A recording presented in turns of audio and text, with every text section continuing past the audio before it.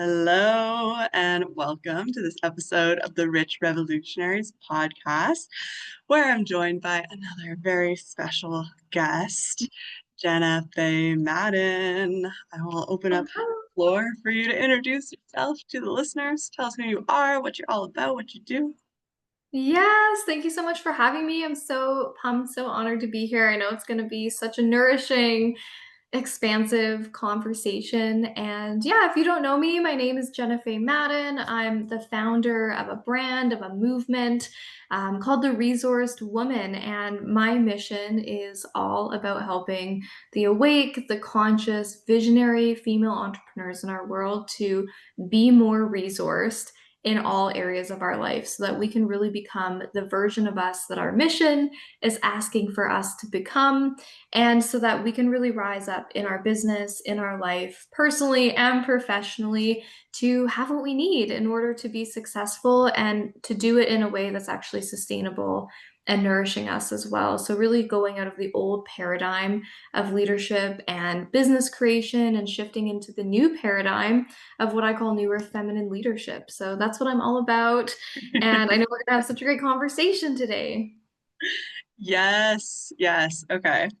So for the listeners, we actually know each other through I saw one of Jenna's memes on the Explore page. I was like, wait a minute, we're in the same mastermind. Who is this woman? And so I'm like looking at IG.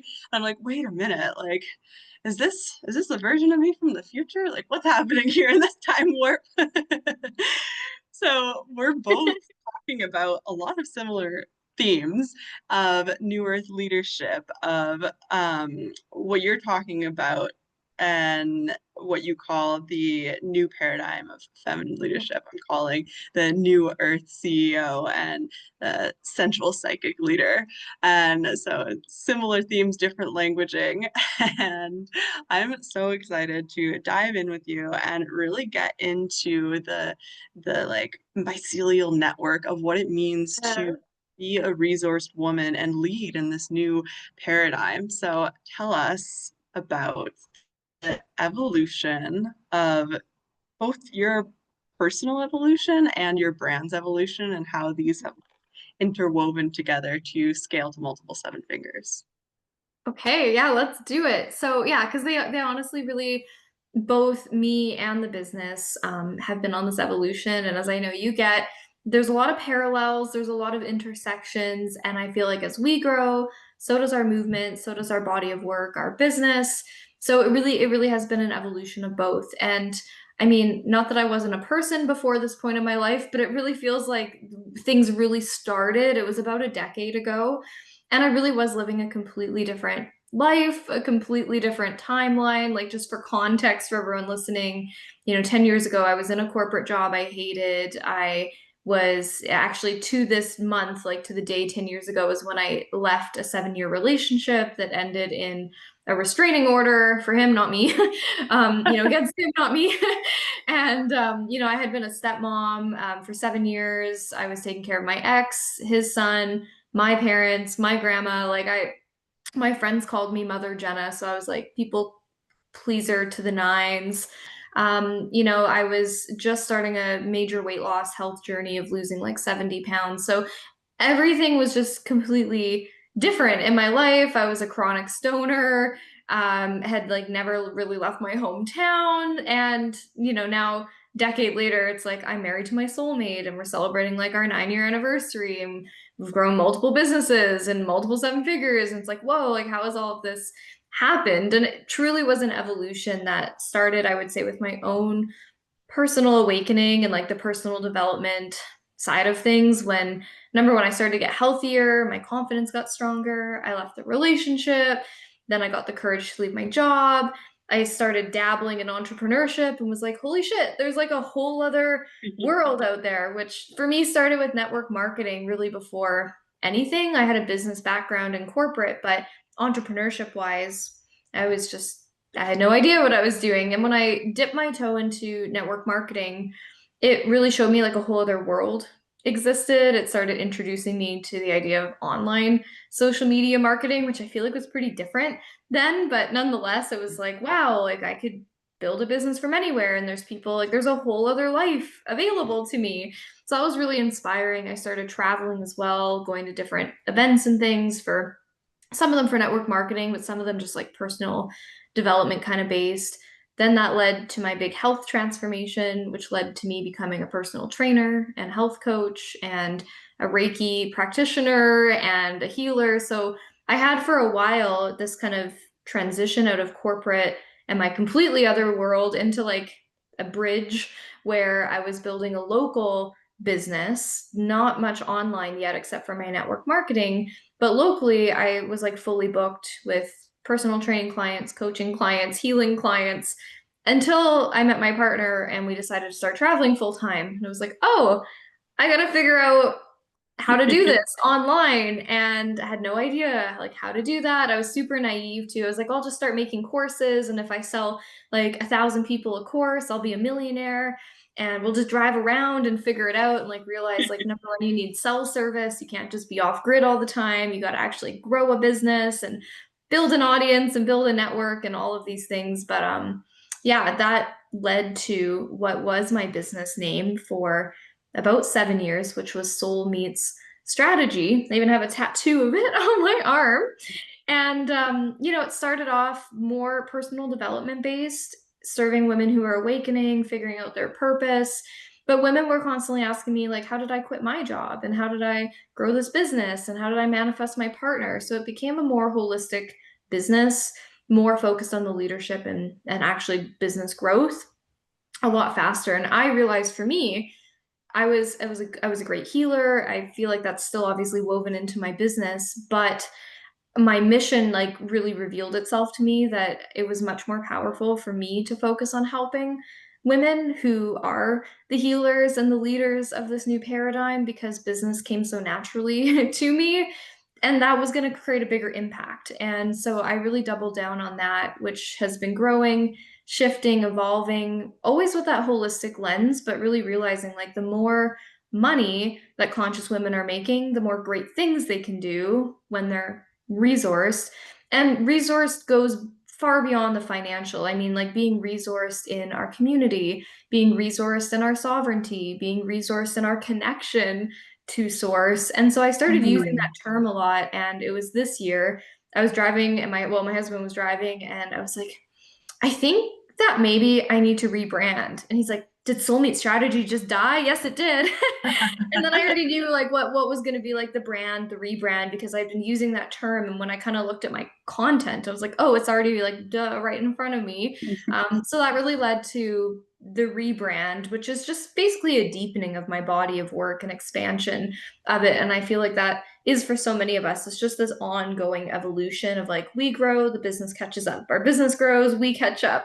And we're always just coming into congruence and coherence with ourselves, our business, our mission on this ongoing evolutionary journey in a nutshell. Yes. Oh my gosh, there's like so many threads I want to pull from that. Right? Yeah.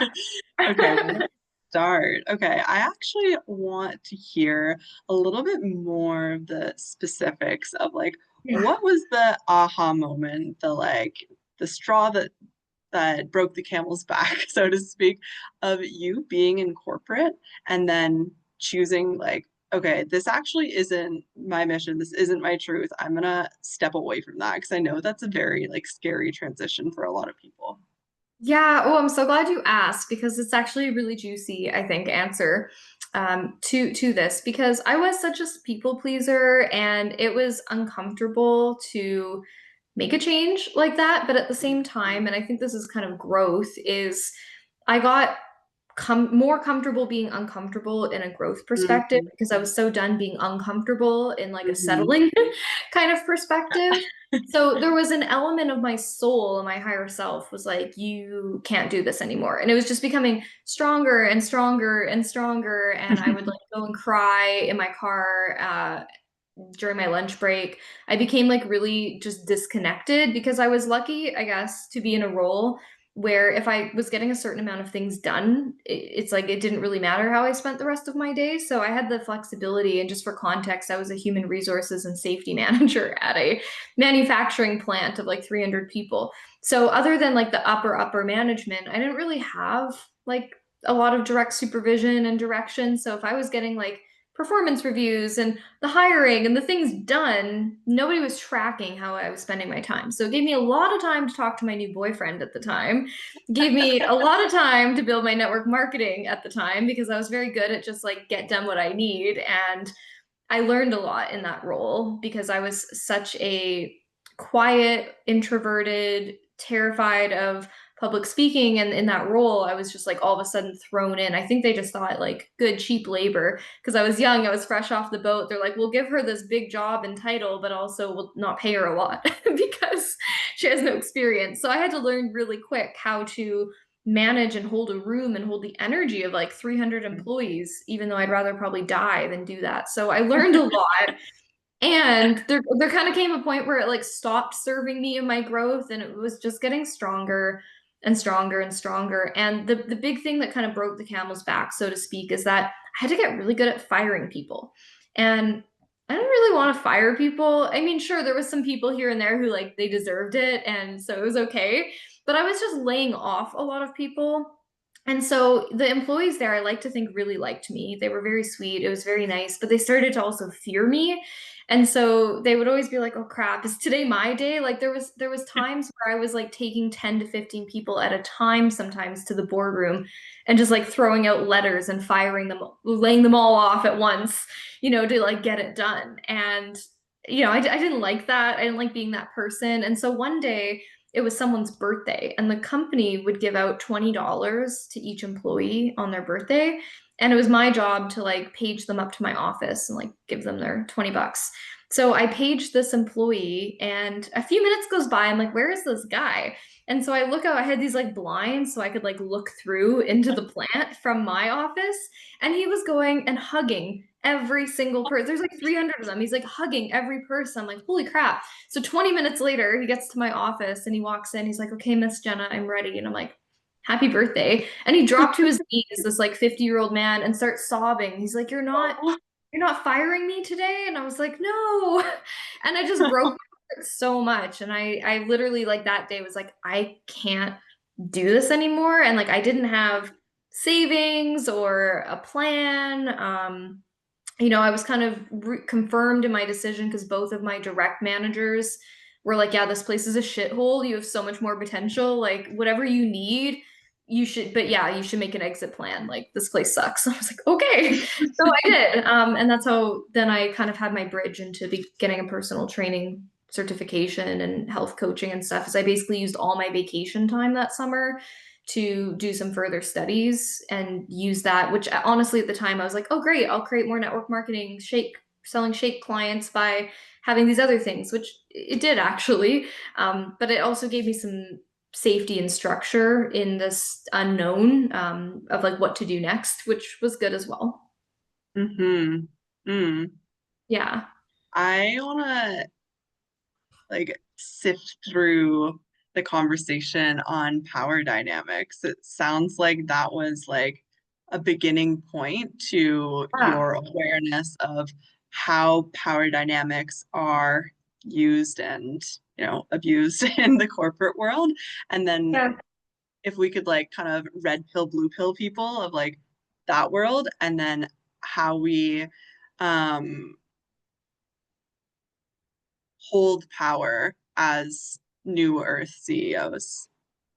Yeah. Well, the first thing, and let me know if this answers your question and direction with it, but the first thing that comes up when I hear that is the big like pill, blue pill thing that I learned through it was that being in a job, and of course we need people in jobs in our society. It's not like everybody must be an entrepreneur. It's not that, but a lot of people are in these jobs because there's this illusion of safety and stability and like, oh, I get benefits. Oh, I'll get a pension and all of this stuff, which don't even start it on pensions. That could be a whole other podcast. But anyways, like we like cling to these things and we like the regular paycheck, whatever.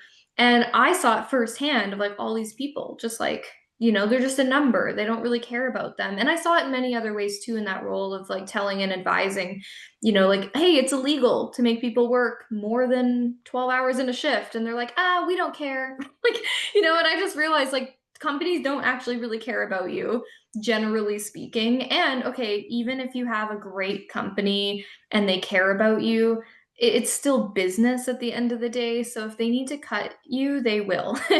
And I learned through that, like, I would rather be responsible and like the buck stops with me than ever personally participate in that paradigm again. And that's also why like 99% of the world doesn't either A, go for it with entrepreneurship or keep going with it once they've gone for it, is because there's a lot of self-responsibility involved. And then you add being a conscious entrepreneur and CEO on top of it, and you got to constantly like look at your own shit.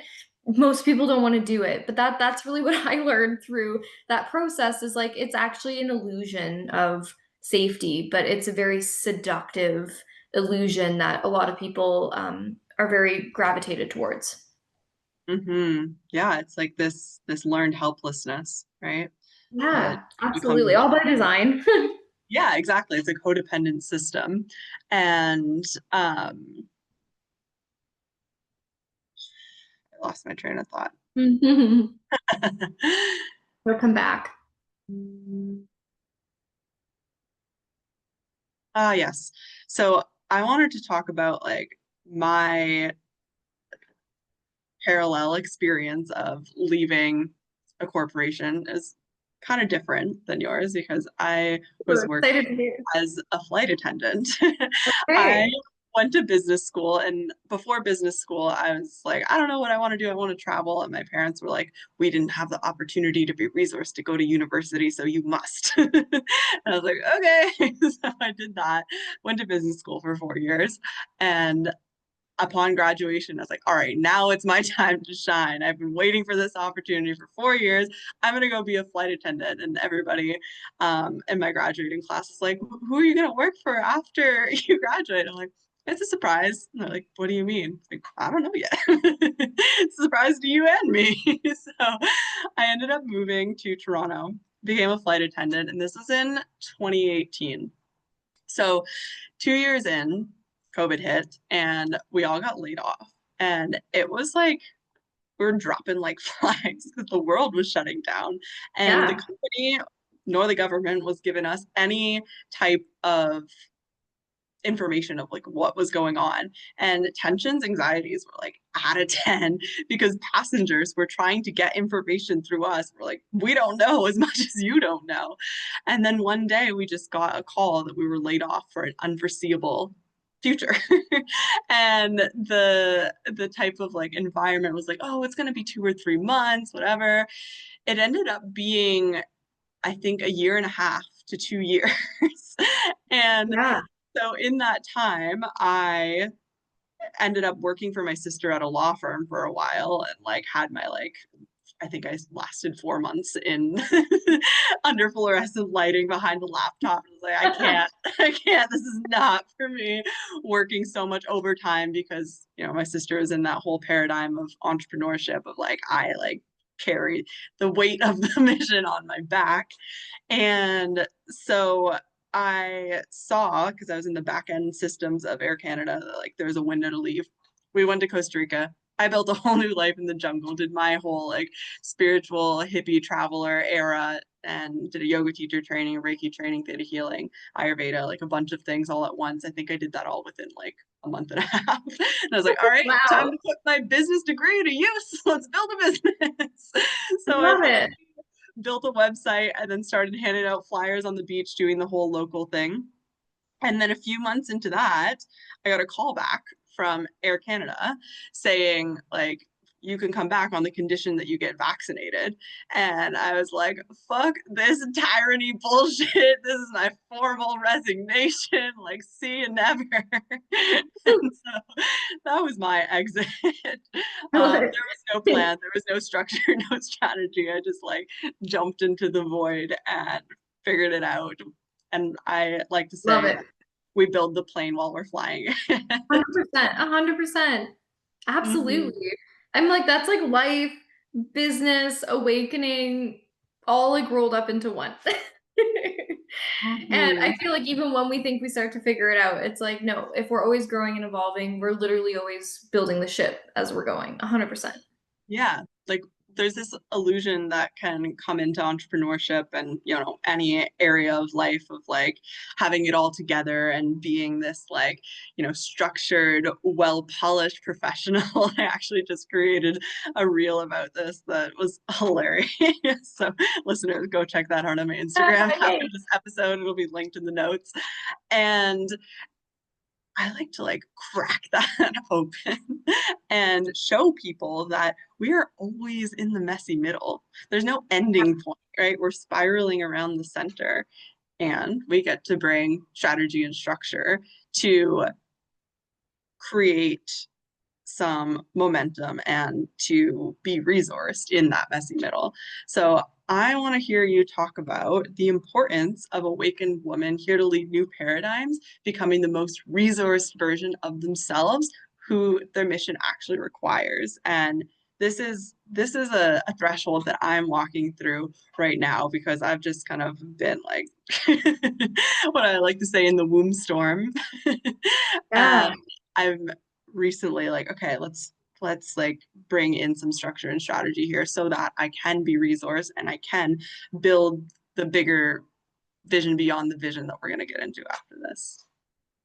Yeah, well, I feel like you just nailed exactly like what the essence of all of this is when we feel the call and there's a conversation that we want to move forward, there's a mission on our heart.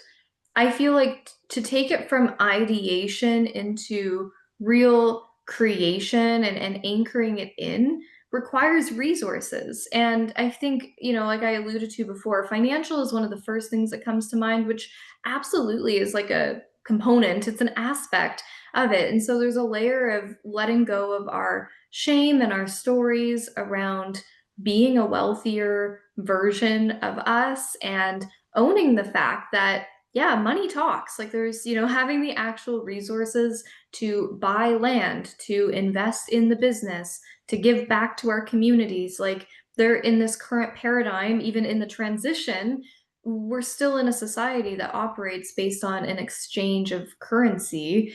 So having more financial resources is only going to do good things. And so any like element I feel like in the community of like awakened women that are still, which can be very sneaky and subtle, but like holding on to like wounded healer, broke healer Mhm. energetics, like that has to go because that isn't our highest, most full resourced version of ourselves. That's like lack and limitation based. And then I feel like one of the other most important things is that we don't go at it in terms, and by it, I mean our mission, our vision of what we're creating on our own. Like that's the opposite of the new earth paradigm. And so that's community, like locally, that, and obviously we're all like different. Like I'm a bit of a homebody, I'm an introvert, and I still like if it takes being a villager to build a village. So if we actually want to experience that, then we need to get involved in some aspect in our community. And on the online side of things too, it's about being a human, like actually connecting with people, building a community, a relationship based, culture based, movement based kind of business that goes beyond the old paradigm of just what do I need to say to get them to buy, like a more transactional energy, because that really caps our true ROI, which is like our ripple of impact. If we're just thinking about growing a profitable business, like, yeah, that's cool and all, but I'm like, that's not really cool. Like it's like surface level cool. Like, oh yeah, I made some money. I sold some stuff. It's like, okay, cool. Like, impress me more though. Like, what are you at? Like, how are you changing lives? And I feel like anybody who is really having like that next level of success, however we want to define that. But like as a business owner, they're totally never doing it alone. And this might mean team, local community, sacred advisors, mentors, business besties, like having a robust community and ecosystem who is essentially holding the vision and the mission with us. And this ripples out also into our connection to God, to source consciousness, like being a clear and open channel, which then connects to our physical vessel as well, where, we're all moving through the layers of the human experience, including in our meat suits. So we're detoxing, we're evolving, there's ascension symptoms, right? There's all sorts of stuff happening. It's not about being a perfect human, it's just realizing that the more we pour into ourselves, whether that's like having a bath at 2 o'clock on a Tuesday or doing your morning rituals or going barefoot outside, like actually making sure that we take care of ourselves, including our vessels, is making us a more resourced version of ourselves who can hold more clients, who can hold more women, more people in our field. And I think, quite honestly, who can be more resilient in such uncharted territory, transitional kind of times in the world, I think is also what we need to be resourced for as well, because there's a lot getting thrown at us energetically and Mhm. literally, both individually and collectively, on a daily basis. And so our resiliency needs to be at like an all-time high in all the ways. Mm. Mm. Yeah. Yes. When you were talking, I was having like a visual of like, the humans as a tree, right? We have our roots Yeah. that are running deep. That's like the mycelial network in our communities. And then the branches get to reach high up to source and like draw down the nutrients and be that energetic exchange bridge. And the foundation that we're talking about here in New Earth business as the Rich Revolutionary is really putting relationships first, like you said, and thinking about reciprocity rather than transaction. So transaction is, and I think I talked about this in the last episode with Torin, and go listen to that one after this one if you haven't Mhm. already. We get into everything regenerative systems, both like externally and internally. It's a really great one. But essentially, what transactional energy is, this like linear pathway, right? I'm doing something to get something and vice versa. But when we're operating in these cycles of reciprocity, it's actually good for me, good for you, good for the community. And so it's like this circular loop of Yes. energy that is reflective of the essential nature of, well, nature, but also of the universe, right? If you think of like the like symbol of life, the seed of life symbol, like it's these concentric Yeah. circles that are all self-compounding on each other. And really, when we're able to allow that sacred geometry to inform who we are being in the world, in our businesses as leaders, without even having to think of it, right? It's just more so like letting go of the layers that have been put on top of that from like Yes. from society, from culture, from our families, and these inorganic like programs that we're running, coming back into, okay, what is the foundation that I'm building on, and how can that be a resourced one to allow these, like, so many of us have these incredible visions of like land projects, of actually rebuilding villages where we get to rear children in community and be in our sole purpose business and build networks around that are in person. Right now it's like I see a lot of that online, but there is starting to be this like emergent culture of bringing that in person. I've seen a few Yeah. examples of it. One in in BC somewhere, where is it? Powell River. I remember Mhm. I was doing some catering with a friend a while back, and there was this plot of like, I think 20 acres of land, and five entrepreneurs had bought it together as like a cooperative project, and they each like subdivided the land, had their homes and their businesses there. And so they're like operating in this community. Like, fuck yes, I more of love that. it. And Yeah.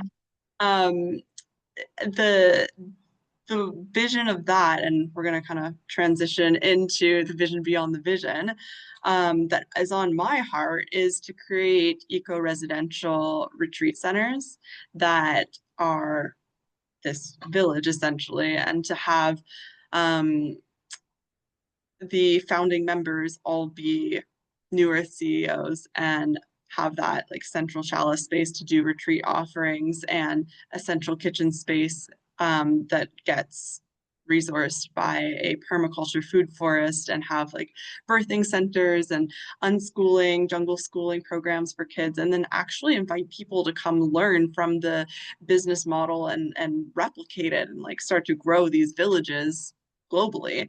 And I've seen somebody doing that in Guatemala, not in the same way. They didn't have the whole like birthing center unschooling. So I don't think they're having children, but I want children, so that's part of my vision. And I'm just so excited and stoked on that. And it's the why that I'm building from whenever something feels stretchy or challenging, either like personally or in relationship in business. I'm like, okay, well, why am I doing this?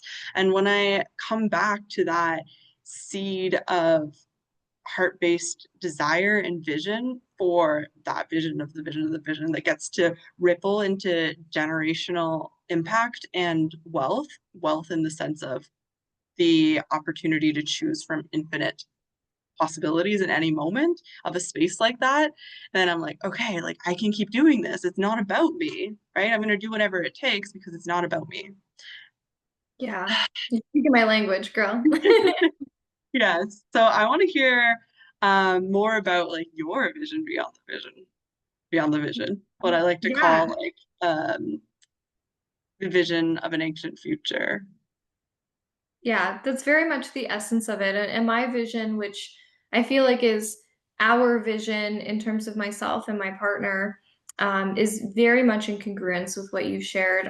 The term we've been using is New Earth Research Centers. And our focus is really on creating three of those in different countries of the world, which, we've been taking steps towards. It's been an interesting journey of like living in different countries and kind of being, I would call ourselves like New Earth researchers. Like we've been going to different communities, checking out different countries, getting residency in different places, opening businesses in other countries, and basically just getting the framework and things in place in order to move that forward, which has also come with like lots of lessons, some expensive ones in there as well. And it's really like figuring out like it's kind of like dating, like what do you want, what do you not want? And when it comes to things like conscious communities, Mm, statistics, which I'm sure like most don't work out. And it's often because mm, people are like rushing into it or they're not in mhm. congruence, different values. So all in all being said, I'm very grateful that we've had a longer journey with it than maybe initially in the earlier COVID times than we had planned when we're like, let's get out of Dodge and just like get in a community ASAP. And right now, like we're living in our favorite spot in the world, just me and my husband. And it's kind of like a launch pad. Like we even have like a sign that we've like, got created. It's like, this is the new Earth. We call it our Sweet Havens Research Center, like launch pad center, where it feels great to have a base while we're creating these things and going on trips and scoping things out to essentially create or join or invest in very much Mm, the essence of what you've described of, I would say, intimate, like small communities that are on the same wavelength and values as us to get involved in and live like part or full time at them, help move them forward, create a model of ones that mm, actually work that are in this same value range for other people to come and learn. That's kind of the research center vibe of it in order to take that wisdom and create other ones. Because in a non apocalyptic timeline kind of way, I do really believe that there will be a lot of change coming and that mm, it's really important on a local community level that we have these smaller pockets of communities that are outside of the cities for those who are called to participate and create them as essentially spots to anchor in a new paradigm reality. And that doesn't even have to mean that the whole world is going to necessarily fall apart and crumble and travel won't be a mm, thing. I don't know, maybe I'm not focusing on that, but I do feel like self-sustaining types of systems where it can be closed loop in terms of like food and sustainability, schooling for kids, like the different skill sets that the community has is huge, but also taking and approaching it in a way where the creators are generally like other entrepreneurs and CEOs, because that is also one of the big things that kind of comes back to resources is it takes funds to create this, and this is also where there's a lot of like well-intentioned people, but they're not actually putting the money into these things, that they don't actually move forward and fall apart, which is at least what we've experienced with some of our different investments and endeavors and ventures that we've gone into, where they didn't get the momentum that they needed to really get to where they could be going. Yes. Oh my Yeah. gosh, yes. When I was in Costa Rica, I didn't realize it at the time, but I was doing the same thing. And there's so many communities where what I noticed is that there was this like dissociation from money, Yeah, specifically in like this like spiritual type of community vibe. And like, no judgment, I got swept up in that too. And like, we need to, one, heal our relationship with money and shift our relationship with how we engage with each other, right? There's absolutely. so much blame and shame and projection thrown around, which, is part of being human. But how are we meeting those moments as a space to build something new and building bridges rather than building fires between people? And I Absolutely. feel like that's like the foundation of these like New Earth resource centers, of the eco-residential retreat centers, of whatever it is like, are we willing to actually get in the arena together and not fight each other, but instead create harmonious relationships of open communication, of problem solving, of real New Earth leadership that is based in reciprocity, based in exposing ourselves both for um, our zone of genius and like being willing to be seen in our shadows and held to account for that and take on the responsibility of, okay, this is happening through me. And what are we learning here? How can we build from this? How can we create systems around this so that we are building momentum instead of spiraling around destruction? Absolutely. And um, yes, okay. Oof, I love this Yeah. conversation. So good. So good. Okay, we have 14 minutes. I want to hear a little bit more about your path of sacred union. When did your husband, right, your now husband, Mhm. come to Yeah. your life? What were the internal shifts that you led yourself through for that external union to materialize? Yeah. So we actually this weekend have been married for 6 years since we had a sacred union ceremony, which was out of this world. And we were engaged for a long time. We were engaged for like 3.5 years. So we've been together for 9.5 years. So I met him pretty shortly after my last long-term relationship. And actually, I had a rebound after that too. So I actually wasn't single very long. And I would say, though, the things that contributed to manifesting him, because we're a really solid match for each other. And of course, there's been lots of growth and learning along the way. I always say, like, conscious business, conscious relationships, and travel are the three most like soul expansive initiatory things you can do. And I'm like, oh, cool, let's do all three at the same time, all the time. So there's been lots of expansion, but us meeting before we met, it was a big energetic process that I didn't really know I was doing at the time because I had left that relationship, like really beaten down. And it was also a power dynamic for me at the time and like reclamation, liberation to actually end that relationship. Because No. it was the kind of thing like nobody, are we freezing? We're back. How, we're back. You Okay. said reclamation of the Yes. relationship. Okay. Yes. So it was a reclamation, a liberation to leave that relationship because it was the kind of thing nobody really even thought I was ending the relationship when I ended the relationship because I had threatened or tried to end the relationship Mm, so many times and there was, multiple times I had to call the police and this and that. And so to actually leave, I don't think I even knew I was actually going to leave the relationship. And even after getting a restraining order, like I was still meeting up with my ex and like making out with him for like 2 months after the fact. So it took a lot for me to like unravel and remove myself from that. So I pivoted into a rebound relationship, which I feel like helped me redirect my energy at least. And we were a great mirror together, me and this guy, because he was just like emotionally unavailable and still attached to somebody else. So it was an opportunity, especially because I'd started dating my first partner when I was like 17.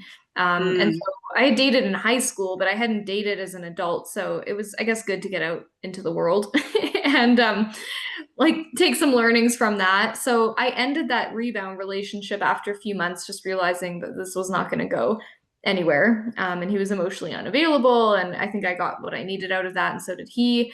So I ended that. And then I was not interested really in dating. I was like in that stage of, I'm just going to focus on me and I'm going to get clear about what I'd want in a partner for the future. So I did. I actually like wrote out like, what do I want?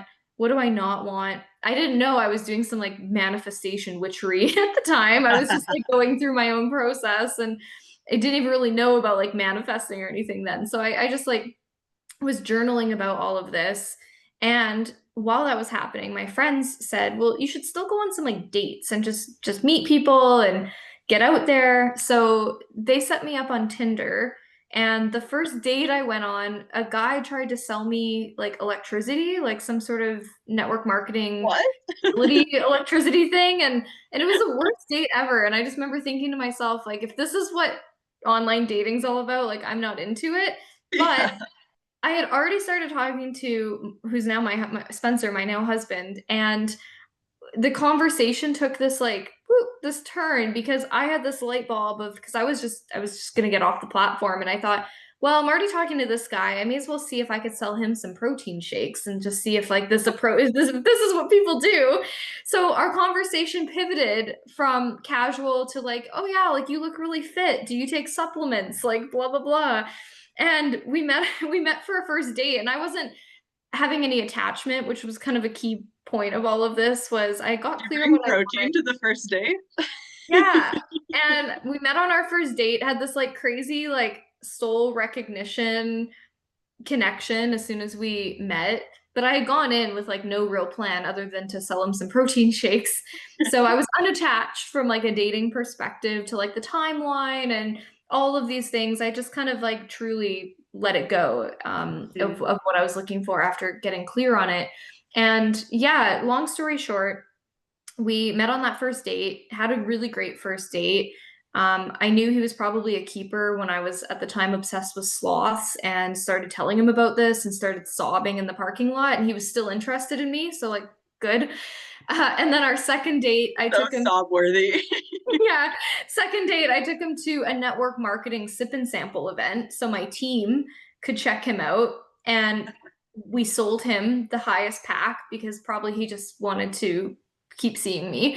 And our third date, he needed somewhere to put his beekeeping equipment and his canoe. So he moved in with me and we've been together ever since. I Yeah. am obsessed with that story. Oh Yeah. wow. That's Yeah. so good.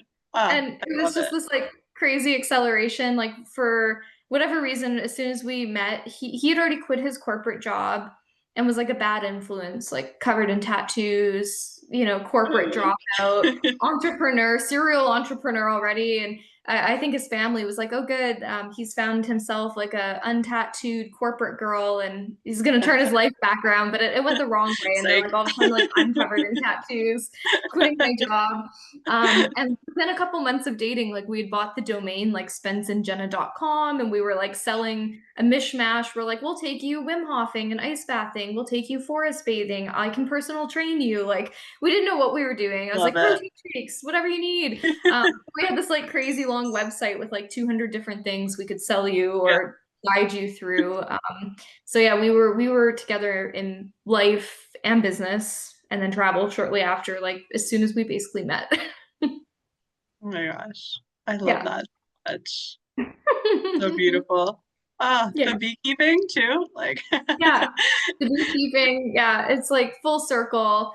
yeah. And really cool, because we grew what is my business more or less together. Like it started off as more of a Mm, couples brand. And so like when I was putting out Soul Meat strategy and New Earth business content like 5 years ago, 6 years ago, like the content, if you dig in the archives, it'll be like me and my husband running the programs. And it was like this slow transition so mm, that he could really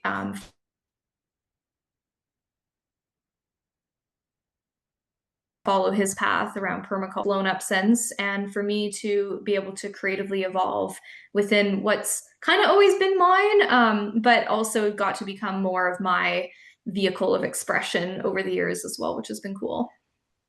hmm. Yeah, that's so beautiful. I love it. Yeah. Yeah, Yeah. I'm always so inspired by um couples that like do all of life together. And it's like something that my partner's literally Yeah. just walking the door now and I are aspiring to. When we were in Canada, we were still doing like conscious date nights together. So I was doing more of like the healing stuff, and he's a master chef. And so we paired together and did that. And then Love our next that. idea is to do retreats together and like bring it to a larger scale. So we're actually moving across Mexico to the Caribbean side to start working at a retreat center together, which is where we Cool. initially met. We were both hired to work at a retreat together in BC at the Sunshine Coast, and we had a whole like soul recognition experience as well, and like fell in love by the fire and the ocean under the northern lights that we saw together for the first time. And well, actually, that was like when we fell in love, but we actually met for the first time ever inside of a sweat lodge. So it was very very Love it. kismet. Yes, and then he has That's epic. yes, it is. Hmm. He has a history as a like microgreens um, producer. So it's like we're Cool. still figuring it out of how to like put all the pieces together phase of the journey. Yeah. So Weaving it always all so excited together. to. Mhm. Yeah, exactly. Okay, so I'm gonna give you the floor here to talk about where we can find you, any upcoming offers you have on where you want to plug your stuff, and we'll link it all in the bottom show notes as well. Oh, thank you so much for giving me the opportunity to share. And, like we really started off this conversation, this episode with, like, I'm all about real relationships. I feel like that's the most important thing in the online world, really both on and offline, but in terms of the business online space. And so, anyone, if you're listening to this and you want to connect or you want to come follow along, my name, my brand, I know it's all linked below, but you can pretty much search me up on all the platforms and you'll find me there. I would say I hang out the most on Instagram, and you can find me on there as Resourced Woman. And there's a lot of ways that I work with all sorts of different entrepreneurs and clients, from private to masterminds to my membership. A really good starting point, I would say, for anybody who is vibing is just come and check out my content. It'll give you a good taste of what kinds of things I do with my clients. Message me if you want to have a conversation, and I'm happy to point you in the right direction. And if you want to take it one step further, a really good tool I created is it's like a self audit of your business, which I feel like is really relevant for pretty much any and all stages of entrepreneurs. And so that would be a good one for us to link below, because it takes you through the 9 questions that I take all my clients through. And it's a custom GPT, so it'll walk you through Mm, all of the different things. So it's programmed in with my trainings and my voice. And so if anyone wants to go through like a really in-depth business audit, that would be a really great tool and resource that I'd recommend for anybody listening who wants to get a little taste of what it's like inside of my world. Amazing. Yeah. Thank you for all of those offerings and just for being you in the world. I'm obsessed with everything that you're doing, and I'm so glad that we bridge this connection point and get to continue to grow this vision and mission together. Me too. It's been my absolute honor for you to have me here, and also for anybody listening. Thank you for taking the time as well, for being here and co creating in this with us. Yes, thank you, listeners. We love you.